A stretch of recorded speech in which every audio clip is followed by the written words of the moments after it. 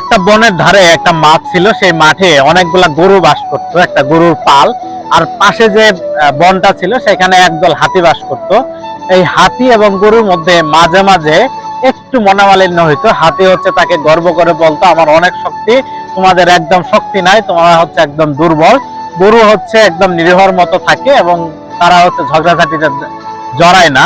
একদিন হচ্ছে গরুদের এখানে গরুর যে পাল আছে তার পাশে হচ্ছে আগুন লাগে এবং তারা হচ্ছে অনেক কষ্ট করে এখানে সেটা নেভাইতে তারা সমর্থ হয়।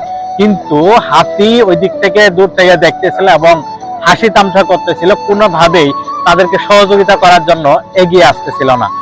যার ফলে গরুরা হচ্ছে একটু কষ্ট পায় এবং তাদের কিন্তু সেই আগুনটা নেভানোর জন্য অনেক বেশি কষ্ট হয়ে যায়। কিন্তু কিছুদিন পর যেটা হলো, সেই বনে আবার আগুন লাগলো যেখানে হাতিরা বসবাস করতো। তো যার ফলে সেখানে এতটাই আগুনের তীব্রতা ছিল যে হাতিরা কোনোভাবে কুলায় উঠতে পারতেছিল না সেটা নিভানোর জন্য।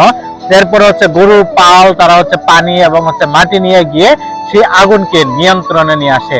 এরপর হাতিরা তাদেরকে জিজ্ঞেস করে গরুদেরকে যে তোমরা তোমাদের কিছুদিন আগে যে তোমাদের দুর্ঘটনা ঘটেছিল সেখানে আমরা তোমাদেরকে নিয়ে হাসি তামসা করেছিলাম, কিন্তু তোমরা আজকে আমাদেরকে সহযোগিতা করতে কেন আসলে? তখন গরু উত্তর দিয়েছিল, বিপদের সময় কোনো মনোমালিন্য আসলে ধরে রাখতে নেই। কারণ হচ্ছে বিপদ সবারই আসতে পারে, আমাদের মধ্যে মনোমালিন্য ঝগড়াঝাটি থাকতেই পারে, তবে বিপদের সময় এটা যদি আমরা মনে রাখি তাহলে সেই ক্ষতির শিকার আমি নিজেও হতে পারি। তাই সেই বিপদে আমরা এগিয়ে যাব এবং তাদেরকে সেখান থেকে উদ্ধার করার চেষ্টা করব।